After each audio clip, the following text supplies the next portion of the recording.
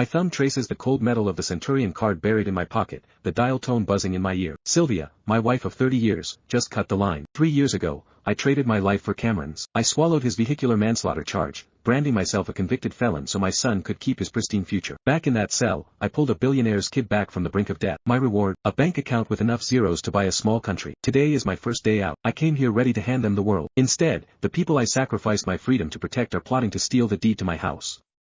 They treat my return like a disease. If an ex-con dirties their floors, then they forfeit every single cent of this billion-dollar empire. They won't even get a glimpse. 3 years ago, I stood right outside this exact door. Cameron collapsed to his knees, burying his tear-soaked face in his hands.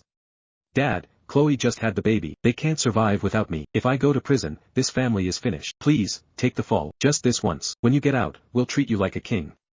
We'll give you everything. My chest caved. I let my soft heart drag my aging bones straight into a jail cell. Now, catching the muffled voices leaking through the cracked front door, the blood freezes in my veins.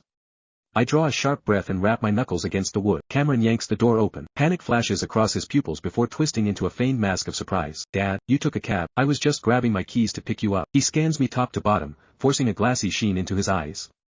You've been through hell. Look how much weight you lost. If I hadn't heard his scheming through the door, if only that fake sympathy held an ounce of truth. A bitter sting hits my chest, but I swallow it down. It's fine.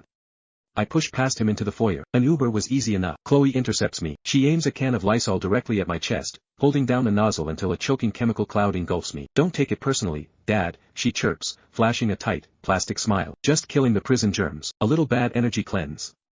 Her upper lip curls in raw, naked disgust. She looks at me like a stray dog, a dirty felon. She conveniently forgets that I wear that title exactly for her and Cameron. I bite my tongue and head straight for my old bedroom down the hall. Chloe sidesteps, barricading the hallway. That's Willow's playroom now. We don't have space for extras.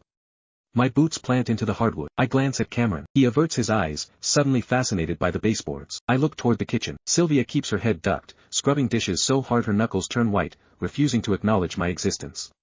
A suffocating silence stretches across the living room. I served 3 years in a cell. I didn't die. My voice scrapes against my throat. I don't even get a corner in my own home. Chloe crosses her arms, dropping the sweet act. Why are you being so harsh? Willow is in preschool now, so Mom shares the guest room with her. I'm pregnant with baby number 2. This house is cramped enough. Where exactly are we supposed to put you? She tilts her chin, her gaze dropping to my scuffed shoes. You have a record. You're unemployable. We have bills to pay, Dad. We can't afford to sponsor a freeloader. You need to rent your own place. Cameron steps up, digging into his wallet. He shoves a crumpled $100 bill into my palm. Dad, I did some research. There's a rundown trailer park out by the county line.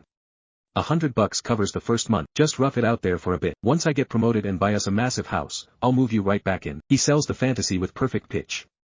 But he made damn sure to pick the absolute furthest zip code on the map. They treat me like radioactive waste. I pivot to Sylvia. She hasn't uttered a single syllable since I walked through the door. Are you signing off on this, too? Sylvia sighs, her face twisting into a mask of counterfeit pity. Sullivan, Cameron is a corporate executive now. If his board finds out his father is a convicted felon, it would destroy him. And think of little Willow, she presses, using my granddaughter as a shield. How is she supposed to face her preschool friends if they find out her grandfather is an ex-con?